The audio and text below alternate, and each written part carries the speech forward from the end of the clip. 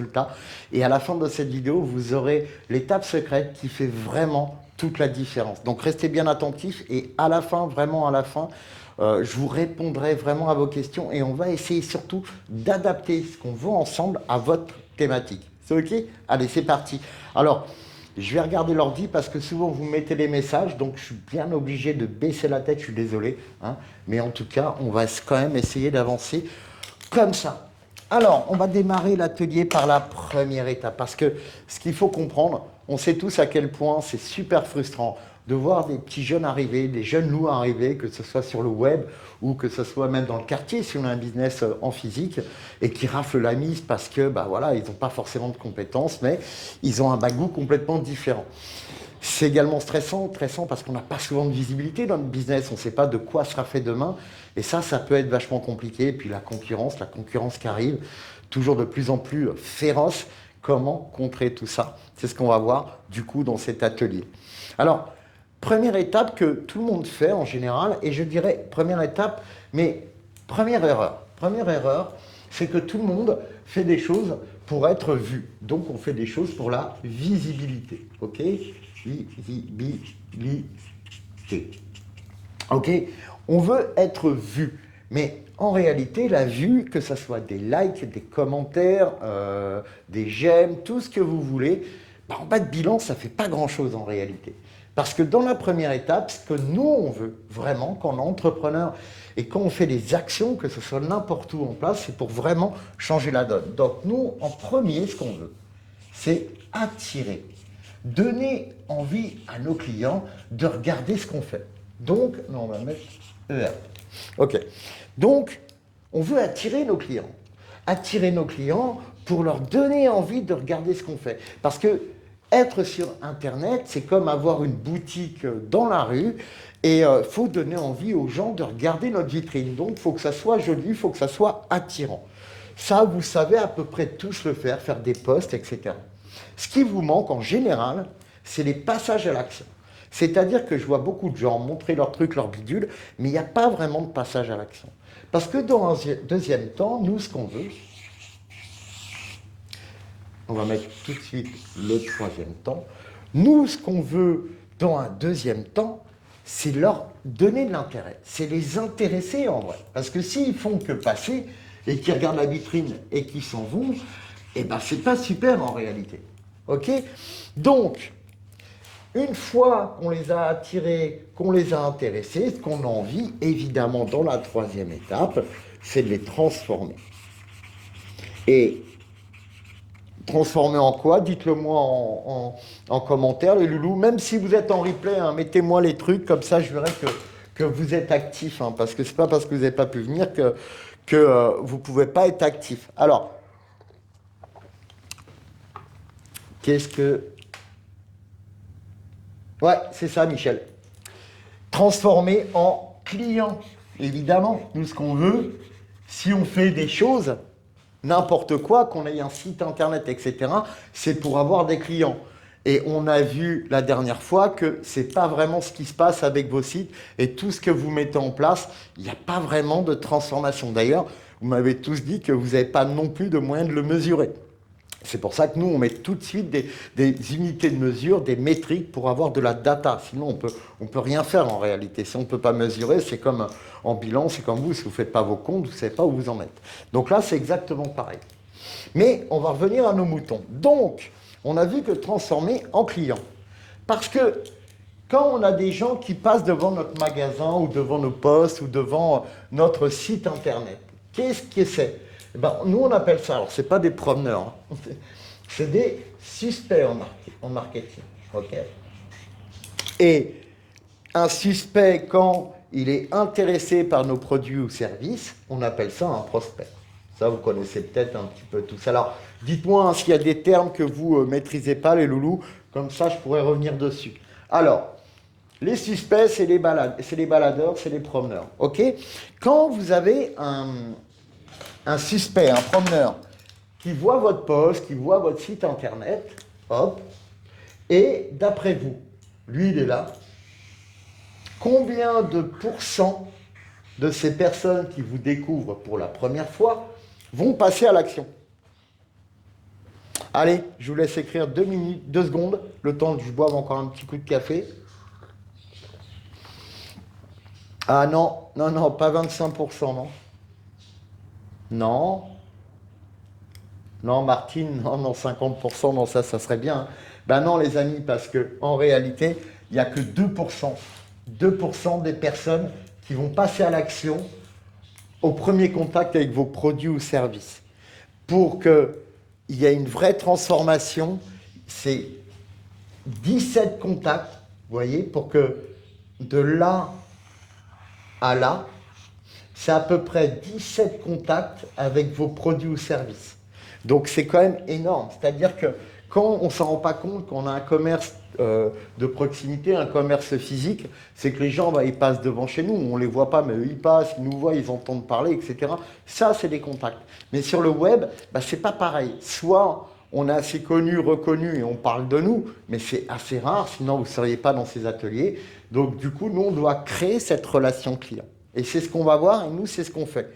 Donc n'oubliez pas, je vous ai toujours dit, les loulous, do it yourself, vous le faites vous-même, on le fait avec vous ou on le fait pour vous. Il y a 3 possibilités, c'est vraiment vous qui voyez. C'est en fonction de chacun en finalité. Ok? Allez, attirer le client, on sait. On sait faire des publicités, on sait, etc., etc. On a tous des sites, on le sait.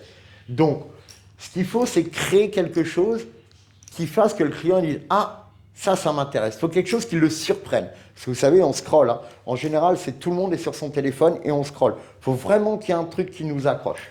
Donc, premièrement, on attire comme ça. Mais comment, une fois que les gens voient nos publications, comment on fait pour les faire devenir prospects? Parce que si on compte que sur les 2% qui achètent, il n'y a peut-être que 5% qui vont devenir prospects. Nous, ce qu'on fait, c'est que, et je pense que tout le monde, on va tous être d'accord avec ça, c'est qu'on adore une chose, on adore avoir des cadeaux. Imaginez, vous faites une publication et dessus, vous marquez, si vous voulez recevoir le guide complet ou les recettes, les meilleures recettes du restaurant, ou Toti, ou le guide de ceci, ou le e-book de cela, ça vous permettra ceci, cela, et c'est complètement offert. Il vous suffit juste de mettre un lien qui permettra à votre client de recevoir, alors excusez-moi pour le dessin, de recevoir un cadeau. Ce cadeau, en plus, il a l'avantage d'être numérique, c'est-à-dire qu'il a été créé une fois et après, il peut être délivré des milliers de fois sans que ça vous coûte de l'argent. Donc, le suspect se dit « Waouh, chouette, il me donne un cadeau, tiens, comme ça, je vais pouvoir soit faire un truc, un bidule, etc. » Et là, vous, du coup, une fois que vous avez récupéré ses coordonnées, parce que, oui, évidemment, il faut lui envoyer son cadeau. Donc, vous avez besoin de son adresse mail. Donc, une fois que vous avez attiré votre client, vous lui offrez un cadeau. On verra ça, vous inquiétez pas, les loulous. Garde tes questions, Michel, je vois que tu en mets. Mais dans le prochain atelier, on verra comment faire tout ça. Okay, donc, on lui offre un cadeau complètement virtuel. C'est hyper simple à faire, en plus, vous allez voir. Et comme ça, on a ses coordonnées, il est prospect. Et on va pouvoir continuer la conversation avec lui, comme si on avait un commerce physique. Alors, ok, là, il est prospect. Alors, vous allez me dire, ok, super, il est prospect, mais comment on fait maintenant? Qu'est-ce que ça va changer pour le faire devenir client? Nous, on a coutume de dire, on ne donne pas à nos clients ce qu'on pense qu'ils ont besoin, on leur demande et on leur apporte ce qu'ils ont besoin avec précision. Ça veut dire qu'on n'invente rien. On l'a vu à chaque fois qu'on a fait des études de marché spécifiques, c'est comme ça qu'on les appelle.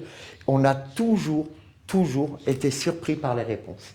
Donc ici, on va leur proposer un petit questionnaire, un court questionnaire de quelques questions, on n'est pas là pour les saouler, qu'on appelle nous EMS, étude de marché spécifique.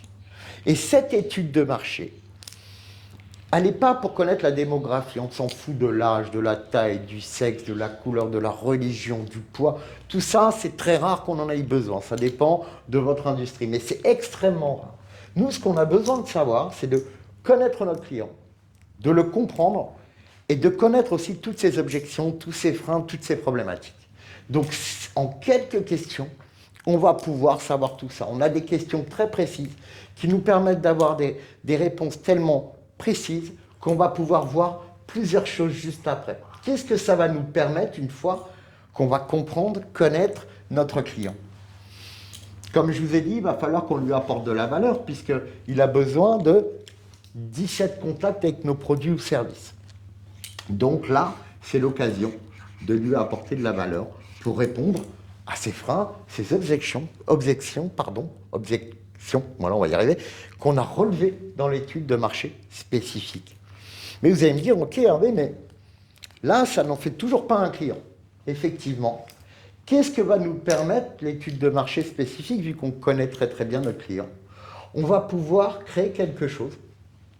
Hein, les loulous, on va pouvoir créer quoi d'après vous? Allez, non, mais il faut être actif parce que c'est bien de faire l'atelier, mais si vous regardez ça comme une série Netflix, ça sert à rien en réalité. C'est de vous poser les questions à ce moment-là. Ok, qu'est-ce que je peux faire comme cadeau? Boum, boum, boum. Si vous êtes en replay, mettez sur pause, c'est super. Et également, répondez, essayez de répondre à toutes ces questions pour que vous soyez actif. Alors, ah bah toi tu connais déjà, oui. Oui, alors je vais mettre une précision. Et évidemment, quand on connaît notre client, qu'est-ce qu'on peut faire? On peut créer ce qu'on appelle une offre, mais une offre, c'est bien beau, mais il faut qu'elle soit vraiment irrésistible, les amis. Et c'est quoi la différence entre une offre classique et une offre irrésistible? Eh bien, c'est une offre qui a beaucoup plus de valeur que son prix.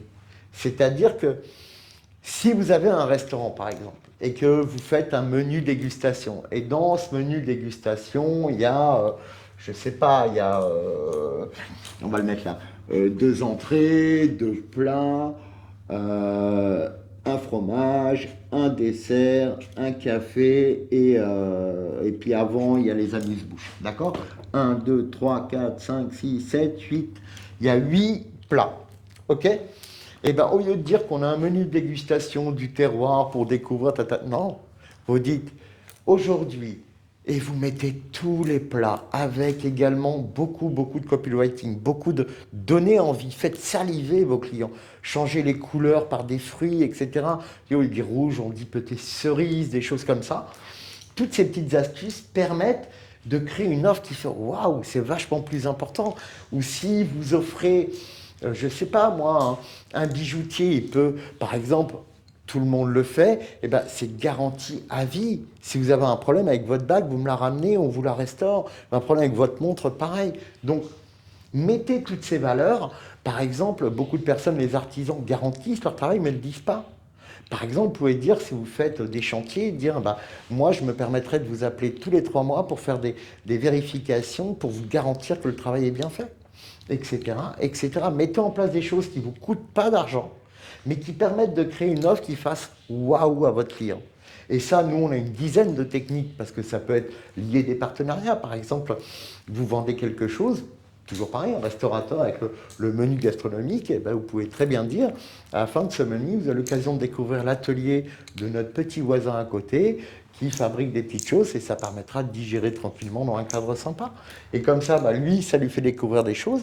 Des clients vont le découvrir. Il peut faire une petite dégustation ou une petite découverte. Et tout le monde est gagnant et ça porte de la valeur à votre offre. Donc, créer une offre irrésistible permet de transformer en client.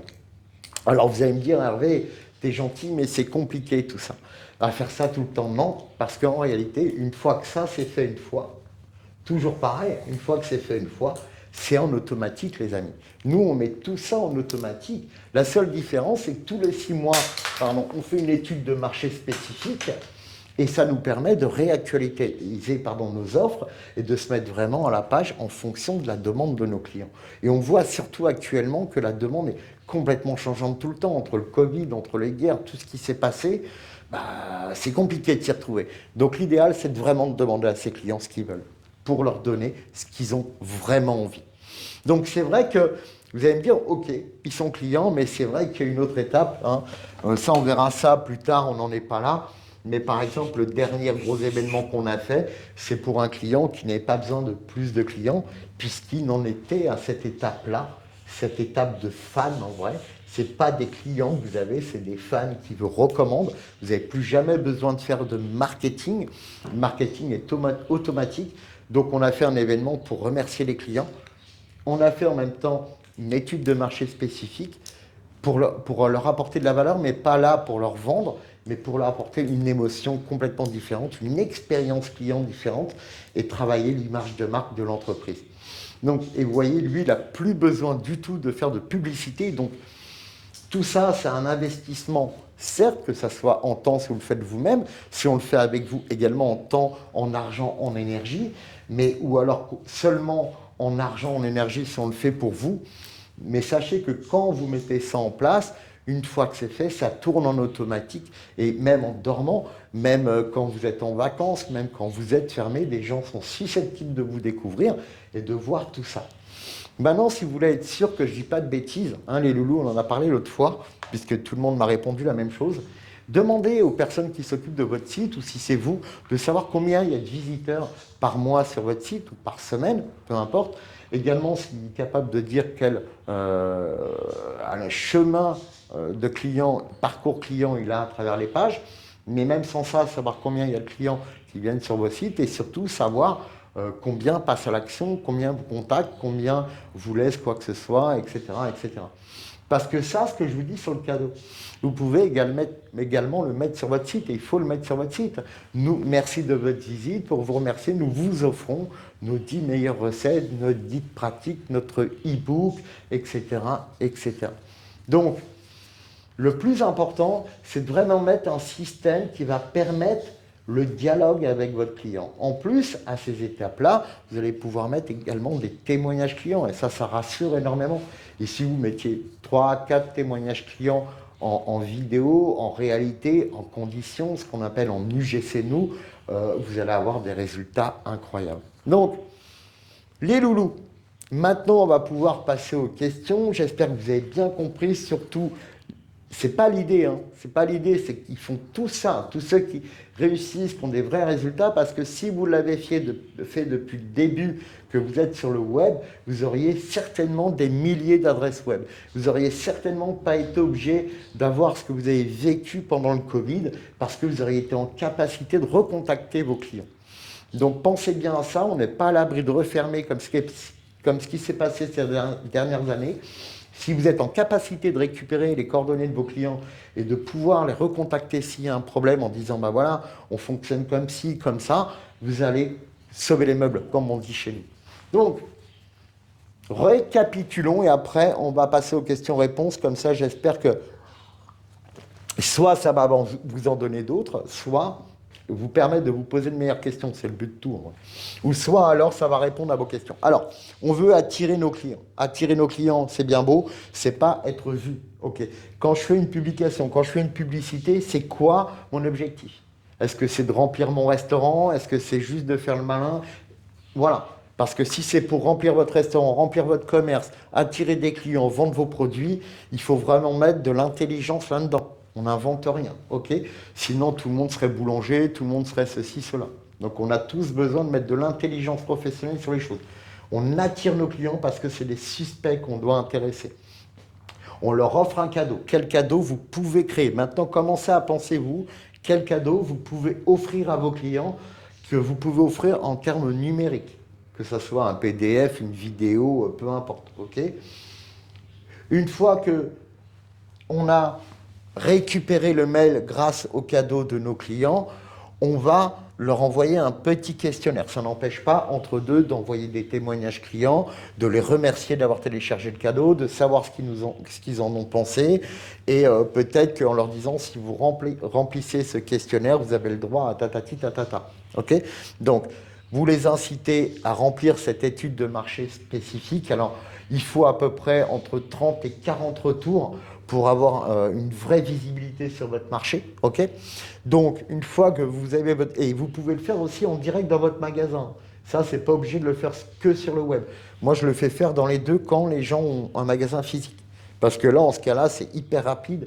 Et nous, c'est ce qu'on a fait même dans notre propre magasin. Ça a été une folie, quoi. Donc, étude de marché, on crée une offre irrésistible pour nos clients, on met toute la valeur nécessaire là. Je ne vous ai pas mis, mais il y a des dizaines de façons de créer une offre irrésistible et de la rendre vraiment incroyable et de donner cet effet waouh à nos clients pour justement pouvoir les transformer en clients. Donc, super étape que les gens oublient, c'est le cadeau là, c'est primordial, d'accord? Et deuxième étape, apprendre à connaître et comprendre vos clients, sinon vous ne pourrez jamais leur donner une offre. C'est le marché qui commande, sinon vous serez toujours à côté. Et ça, je pense que si vous êtes commerçant comme beaucoup depuis pas mal de temps, vous savez de quoi je parle. Donc, après l'étape des fans, ça sonne automatique, c'est-à-dire que si vous êtes vraiment sérieux, si vous avez de vraies compétences et un vrai amour du client et une vraie authenticité, je dirais même, bah, c'est automatique que les gens vont devenir fans de vous. Ok? Alors, je vais répondre à toutes vos questions. Je vais juste couper l'enregistrement parce que, comme je vous ai déjà dit, tout ce qui est dit entre nous reste entre vous et moi. Alors, pour le replay, pour ceux qui ont des questions, vous me le mettrez, je vous répondrai, il n'y a pas de problème, d'accord? Et puis, sinon, c'est parti pour les questions. Allez,